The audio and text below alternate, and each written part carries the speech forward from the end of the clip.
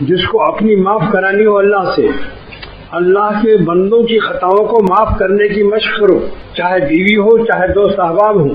مزاج میں کرختگی اچھی بات نہیں ہے، نصیحت بھی کرو تو چہرے پر جمال و تبسم ہو۔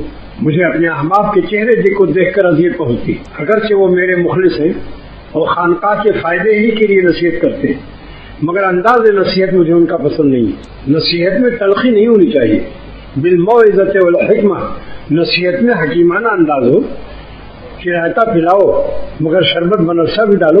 اب میری حکیمی کام آئی کہ نہیں ہوتا ہو؟ اگر میں حکیم نہ ہوتا تو یہ بات سمجھ میں نہیں آتی۔ آپ بے شک نصیحت کرو لیکن ساتھ ساتھ اس میں مصری بھی ڈال دو، شربت بنفشہ ڈال دو۔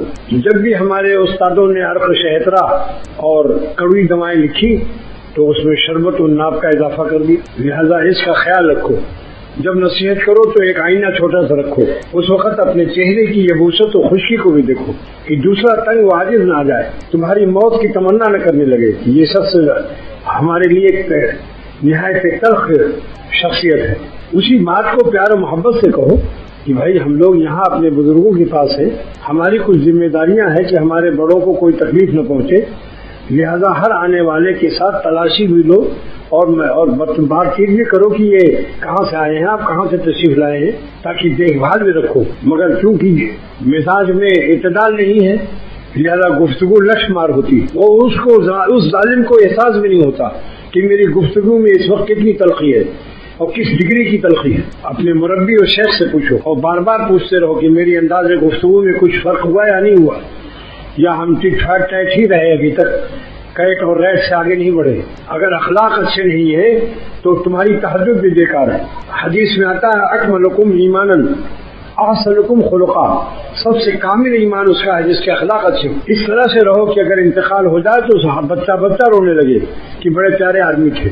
نصیحت کرو مگر خادمانہ نصیحت کرو، مخدوم بن کر کے نصیحت مت کرو، خاص کر جو اپنی اصلاح کے لیے آئے ہوئے ہیں۔ یہاں مولانا شبیر علی مرحوم نے فرمایا کہ بعض لوگوں کو نصیحت کرتے کرتے تھک جاتا ہے آدمی، مگر وہ ویسے ہی رسی کی ایٹھن ہوتے ہیں، جل جائے مگر ایٹھن نہ جائے۔ لیکن فرمایا کہ کہتے رہو، انسان رسی سے بالا تر ہے، وہ کسی نہ کسی وقت ہدایت کو قبول کر لے گا۔ چنانچہ مجھ سے خود فرمایا، ناظم آباد 4 نومبر میں مولانا شبیر علی مرحوم بھی رہتے تھے اور میں بھی وہاں رہتا تھا، کیونکہ وہ حکیم الامت تھانوی کے بھتیجے تھے رحمۃ اللہ علیہ کے، تو میں ان کی خدمت میں جا کر درخواست کرتا تھا کہ حضرت بڑے حکیم الامت کی کوئی بات سنائیے۔ تو انہوں نے فرمایا کہ میں نے ایک شخص سے کہا سگریٹ مت پیا کرو، تو اس نے نہیں مانا، 100 مرتبہ کہا اس کو، میں بھی تھکا نہیں، ہارا نہیں، کہتا رہا اور میں نوٹ کرتا رہا، 100 دفعے کہا پھر بھی نہیں چھوڑا، جب 101 دفعے کہا تو چھوڑ دیا۔ تو ہر شخص کی ہدایت کے لیے کوئی لمٹ اور کوئی تعداد مقرر ہے اللہ کے یہاں۔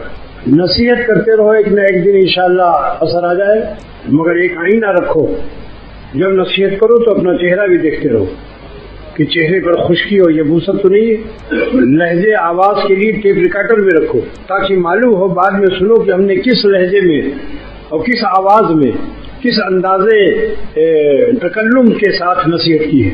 پھر اللہ تعالیٰ سے توبہ کرو، پھر اللہ تعالیٰ سے استغفار و توبہ کرو۔ ایک دیہاتی کو ایک مولوی صاحب نے ڈانٹا، بہت سخت کہا، اس دیہاتی نے وہ بات کہی کہ مولوی صاحب کے ساری زندگی کے لیے کان کھڑے ہو گئے اور ان کو مولوی صاحب کو ہدایت ہو گئی۔ اس دیہاتی نے کہا کہ مولانا آپ مجھے اتنا کیوں ڈانٹتے ہیں؟ فرعون اور حامان جیسا کافر کے لیے اللہ تعالیٰ اپنے پیغمبر حضرت موسیٰ علیہ السلام سے فرماتے ہیں کہ اے موسیٰ اور اے ہارون علیہ السلام، اے موسیٰ پیغمبر اور اے ہارون پیغمبر، تم لوگ فرعون اور حامان کے پاس جاؤ، وقولو لہما قولا لینا، نرم طریقے سے ہدایت کرنا، نرمی سے گفتگو کرنا۔ تو اس دیہاتی نے کہا کہ مولانا کیا میں فرعون اور حامان سے بدتر ہوں جو آپ نے قول اللینا میرے لیے استعمال نہیں کیا، نرم گفتگو؟ اور کیا آپ حضرت موسیٰ علیہ السلام اور ہارون علیہ السلام سے افضل ہیں جو آپ ان سے مستثنا اپنے کو سمجھتے ہیں؟ نہ آپ حضرت موسیٰ علیہ السلام اور حضرت ہارون علیہ السلام سے افضل ہیں اور نہ میں فرعون اور حامان سے بدتر ہوں۔ مولانا کے کان کھڑے ہو گئے۔ لہذا ٹیپ ریکارڈر رکھو جیب میں اگر اصلاح چاہتے ہو، جب نصیحت کرو تو ٹیپ کو کھول دو تاکہ انداز تکلم کا پتہ چلے، غصے میں آدمی کو پتہ بھی نہیں چلتا کہ میں کس انداز سے بات کر رہا ہوں. اپنی حیثیت سے بالا تر بات کرتا ہے. بعد میں سنو کہ کس طرح ہم نے نصیحت کی. اور آئینہ بھی رکھو, آئینے میں چہرے کی خشکی کا پتہ چل جائے گا اور ٹیپ ریکارڈر سے انداز لہجہ ہو جائے گا, تو اس طرح سے پھر اصلاح ہو جائے گی. اس لیے یاد رکھو کہ جب نصیحت کرو تو اپنے سے اس کو بہتر سمجھنا فرض ہے. نصیحت کے وقت میں اگر اس کی تحقیر آ گئی تو اس ظالم کو نصیحت کرنا حرام ہے. اسے خبر نہیں سمجھتا میں اصلاح ہو رہی ہے اور ڈانٹ رہا ہوں, سمجھ نہیں کہ یہ ایک حرام فعل میں مبتلا ہے. یہ مسئلہ سن لو. حکیم الامت تھانوی رحمۃ اللہ نے فرمایا کہ نصیحت کرنے والا اپنے کو کمتر سمجھے جس کو نصیحت کر رہا ہے. اس کے لیے وہی دو راستہ ہے, ٹیپ ریکارڈر رکھے اور آئینہ رکھے. اس لیے یاد رکھو اس کو. اللہ کے ساتھ جتنا اخلاص ہو اللہ کی مخلوق کے ساتھ بھی اخلاص رکھو. اللہم اخلصنا, اللہ ہمیں اپنی ذات کے ساتھ بھی مخلص بنا اور مخلوق خدا کے ساتھ بھی مخلص بنا. بعض لوگوں کی آواز اتنی بھیانک خطرناک ہوتی ہے کہ آدمی تنگ آ جاتا ہے اور دل کانپنے لگتا ہے. نصیحت کرنے کا سلیقہ سیکھو کہ جس کو نصیحت کرو پھر دوبارہ منتظر رہے گی کب دوبارہ نصیحت فرمائیں گے. یہ تمنا نہ پیدا ہو کہ اللہ اس ظالم سے بچا اس کی کڑوی بات سے, بلکہ بعض لوگ موت کی تمنا کرتے ہیں کہ اس نے تو ہم سب کو تنگ کر رکھا ہے, کاش کہ مر جاتا تو اچھا تھا. اور جب موت آ گئی تو قہقہا مارا اس نے, مظلوموں نے قہقہا مارا کہ ظالم خسکا اور جہان پاک ہوا. اس طرح رہو جیسے گلاب کا پھول رہتا ہے.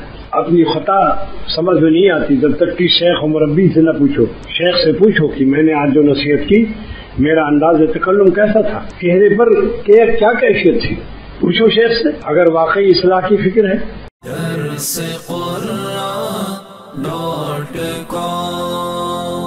www.darsequran.com